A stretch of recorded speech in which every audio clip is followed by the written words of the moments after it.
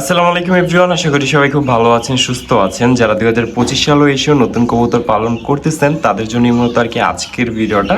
হয়তোবা টাইটেল এবং থাম্বনেল দেখে বুঝতে পেরেছেন আজকের ভিডিওটা কি নিয়ে। আজকের ভিডিওটা হচ্ছে কবুতর ডিম দেওয়ার কতদিন পরে কবুতরের ওই ডিম ফুটে বাচ্চা বের হয়, অর্থাৎ কবুতরের ডিমে তা দেওয়ার কতদিন পরে ডিম থেকে বাচ্চা ফুটে বের হয়, ওই তারিখটাই আর কি আপনাদেরকে বলে দিব। কতদিন সময় লাগে কবুতরের ডিম থেকে বাচ্চা ফুটে বের হতে, ওই বিষয়টা আর কি বলে দিব। তো যারা নতুন কবুতর পালক আছেন তাদের জন্য ভিডিওটা খুবই গুরুত্বপূর্ণ।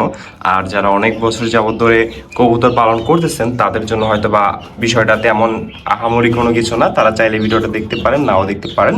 তো যারা নতুন কবুতর পালক আছেন তাদের জন্য কিন্তু ভিডিওটা খুবই কাজে আসবে। হ্যাঁ, তো একটা প্রাপ্তবয়স্ক কবুতরকে যখন আপনি জোড়া দেন, জোড়া দেওয়ার কিছুদিন পরেই কিন্তু ওরা খুবই সুন্দরভাবে দুইটা ডিম দিয়ে থাকে। তো দুইটা ডিম দেওয়ার পরবর্তীতে নর এবং মাদি উভয় মিলে খুবই সুন্দরভাবে তা দেয়। তা দেওয়ার 17 থেকে 18 দিনের ভিতরে ওই ডিমগুলো থেকে বাচ্চা ফুটে বের হয়। হ্যাঁ, 17 থেকে 18 দিনের ভিতরে কবুতরের ডিম থেকে বাচ্চা ফুটে বের হয়। তো আপনারা যারা এই ডেটটা জানেন না, তো আশা করি যে আজকের ভিডিওটা দেখার মাধ্যমে আপনারা বিষয়টা বুঝতে পারতেছেন যে কবুতরের ডিম থেকে বাচ্চা ফুটে বের হতে কতদিন লাগে।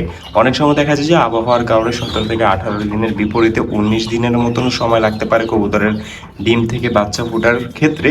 তো সেই ক্ষেত্রে অবশ্যই আপনারা ধৈর্য ধরবেন এবং এই ডেটটা মনে রাখবেন। তাহলে আর কি আপনাদের আর আশায় থাকতে হবে না যে কবে কবুতরগুলো ডিম দিবে, কবে কবুতরগুলো ডিম দিবে।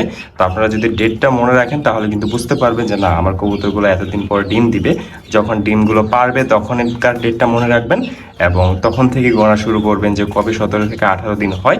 তো দেন তার পরবর্তীতে আপনি আপনার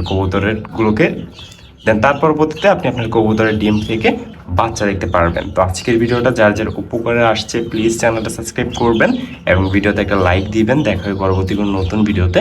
আজকের জন্য আল্লাহ হাফেজ।